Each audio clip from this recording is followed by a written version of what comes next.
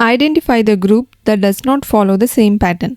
So ఇక్కడ ఇచ్చిన క్వశ్చన్లో 3 ఆప్షన్స్ అనేవి సేమ్ ప్యాటర్న్లో ఉన్నాయి అండ్ ఒక ఆప్షన్ అనేది ఆడ్ ఉందన్నమాట. దాన్ని మనం ఫైండ్ అవుట్ చేయాలి. సో ఇక్కడ ఫస్ట్ ఆప్షన్ వచ్చేసి B2 E5 H8. బీకు కోడింగ్ వచ్చేసి 2, E అంటే 5, H అంటే 8 అండ్ ఈ రెండింటికి డిఫరెన్స్ ఎంత ఉంది 3 అండ్ ఈ రెండింటికి డిఫరెన్స్ వచ్చేసి 3 అన్నమాట. సో నెక్స్ట్ ఏ ప్యాటర్న్లో ఉందో చూద్దాం. Next option C3 F6 I9. So సికి కోడింగ్ 3, ఎఫ్ అంటే 6, ఐ అంటే 9. కోడింగ్ అనేది కరెక్ట్గానే ఉంది అండ్ డిఫరెన్స్ కూడా 6కి 3కి డిఫరెన్స్ వచ్చేసి 3 అండ్ 9కి 6కి డిఫరెన్స్ వచ్చేసి 3 అనమాట. సో ఈ రెండు కూడా సేమ్ ప్యాటర్న్లో ఉన్నాయి. నెక్స్ట్ ఈ 2 ఆప్షన్స్లో ఒకటి కూడా సేమ్ ప్యాటర్న్లో ఉండాలి.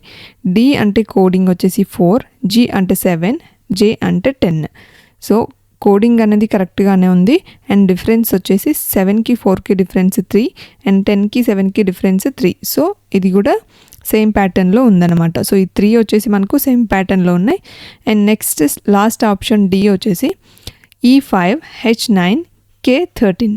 సో ఈ అంటే కోడింగ్ 5, హెచ్ అంటే కోడింగ్ వచ్చేసి 8 అనమాట అండ్ కే అంటే 11, కే అంటే 11 అనమాట.